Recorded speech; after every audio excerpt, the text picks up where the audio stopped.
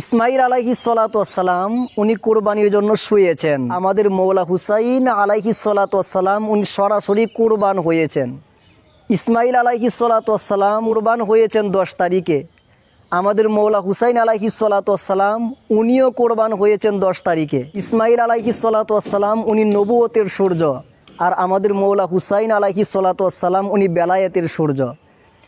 ইসমাইল আলাইহিস সালাতু ওয়াসসালাম ওনার পরিবর্তে দুম্বা রক্তাক্ত হয়েছে, আর আমাদের মৌলা হুসাইন পাক আলাইহিস সালাতু ওয়াসসালাম ওনার পবিত্র রক্তে সারা কারবালার মাঠ কান্নাকাটি করেছে।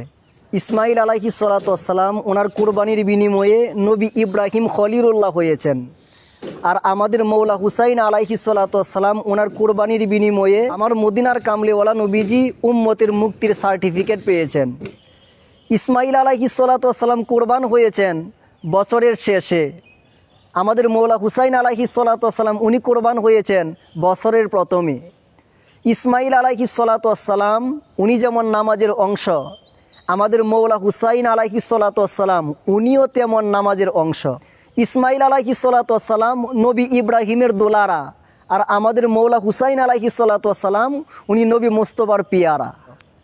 ইসমাইল আলাইহিস সালাতু ওয়াসসালাম ওনার নাম এসেছে দরুদ শরীফের শেষে, আর মৌলা হুসাইন আলাইহিস সালাতু ওয়াসসালাম ওনার নাম এসেছে দরুদ শরীফের প্রথমে। ইসমাইল আলাইহিস সালাতু ওয়াসসালাম উনি স্বপ্ন পূরণ করেছেন, আর আমাদের মৌলা হুসাইন আলাইহিস সালাতু ওয়াসসালাম উনি ওয়াদা পূরণ করেছেন।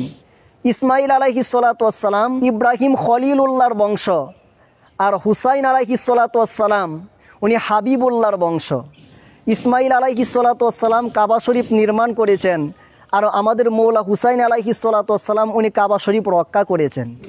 ইসমাইল আলাইহিস সালাতু ওয়াসসালাম ওনার কুরবানির মাধ্যমে আমরা সুন্নত কুরবানি পেয়েছি, আর আমাদের মৌলা হুসাইন আলাইহিস সালাতু ওয়াসসালাম ওনার কুরবানির মাধ্যমে আমরা জিন্দা ইসলাম পেয়েছি। ইসমাইল আলাইহিস সালাতু ওয়াসসালাম ওনাকে স্মরণ করা যেমন সুন্নত, আমাদের মৌলা হুসাইন আলাইহিস সালাতু ওয়াসসালাম ওনার স্মরণে চোখের পানি ফেলা আমার খুদ মদিনার কামলিওয়ালা নবীজির সুন্নত। সুতরাং আমরা জিলহজ মাসের 10 তারিখে স্মরণ করি কোরবানির মাধ্যমে।